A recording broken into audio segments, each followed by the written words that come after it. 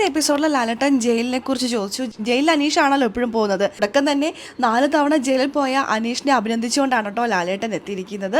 ആരൊക്കെയാണ് അനീഷിനെ നോമിനേറ്റ് ചെയ്തതെന്ന് ചോദിച്ച കൂട്ടത്തിലും ഷാനവാസ് ഉണ്ട്. എന്നാൽ ഇത് ശരിയാണോ എന്ന് അനീഷിനോട് ചോദിച്ചപ്പോൾ അനീഷ് പറയാണ് അനീഷിനേക്കാളും തെറ്റ് ചെയ്ത ഒരുപാട് പേര് അവിടെ ഉണ്ട്. കക്കുന്നവരുണ്ട്, സ്ത്രീകളെ ബഹുമാനിക്കാത്തവരുണ്ട്. അവരൊക്കെ അവിടെ ഉള്ളപ്പോൾ ഇപ്പോൾ അനീഷിനെ തന്നെ ജയിലിലേക്ക് വിടണം എന്നുള്ളത് ഒരു പ്ലാൻ ചെയ്ത് അനീഷിനെ ടാർഗറ്റ് ചെയ്ത് അനീഷിനെ മോശക്കാരനാക്കാൻ വേണ്ടി തന്നെ ചെയ്തതാണ്. ഇത് നമ്മളും പറഞ്ഞതാണ്, അനീഷിനെ വിടേണ്ട ഒരു ആവശ്യം ഉണ്ടായിരുന്നില്ല. അനീഷിനെ എന്തുകൊണ്ട് ഇവർ ജയിലിലേക്ക് വിടുന്നുവെന്ന്.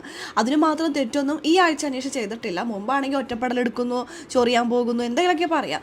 ഇത്തവണയാണെങ്കിൽ ക്യാപ്റ്റനായ ആദില പല തവണയും സ്റ്റോർ റൂമിലേക്ക് പോകരുത്, അവിടെ പോകരുത്, ഇവിടെ പോകരുതെന്നൊക്കെ പറഞ്ഞ് നിയന്ത്രിച്ച് ഒരു തടങ്കലിൽ അടയ്ക്കുന്ന പോലെ തന്നെയായിരുന്നു വീടിനുള്ളിലും അനീഷ് കഴിയുന്നുണ്ടായിരുന്നത്. അതുകൊണ്ട് തന്നെ അനീഷിനെ ജയിലിലേക്ക് പ്രത്യേകിച്ച് വിടേണ്ട ആവശ്യം ഉണ്ടായിരുന്നില്ല. ടാസ്കൊക്കെ ആണെങ്കിലും ഗംഭീരമായിട്ട് ചെയ്തു, കോയിൻ ആണെങ്കിലും എല്ലാം നന്നായിട്ട് ചെയ്തു. ഇപ്പോൾ ഇവർ പറയുന്ന നോമിനേഷൻ സമയത്ത് ഒരുപാട് നേരം അനീഷ് സംസാരിക്കുന്നു എന്നുള്ളതൊക്കെ പറയുകയാണെങ്കിൽ ഷാനവാസും അത്തരത്തിൽ തന്നെയാണ്. അതൊന്നും പെങ്ങളൂട്ടി മറന്നുപോയി തോന്നുന്നു, അതൊന്നും എടുത്ത് പറയുന്നുണ്ടായിരുന്നില്ല.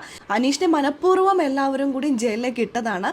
അതുകൊണ്ട് തന്നെയാണല്ലോ ബിഗ് ബോസ് ചെറിയൊരു പനിഷ്മെൻറ്റ് അനീഷിന് കൊടുത്തത്. വെള്ളക്കുപ്പിയിൽ ഡോപ്ലർ വെച്ചിട്ട് വെള്ളം നിറയ്ക്കുക എന്നുള്ളത് വളരെ നിസ്സാരമായിട്ടുള്ള പനിഷ്മെൻറ്റും പെട്ടെന്ന് തന്നെ ജയിലിൽ നിന്ന് ഇറക്കുകയും ചെയ്തിട്ടുണ്ടായിരുന്നു.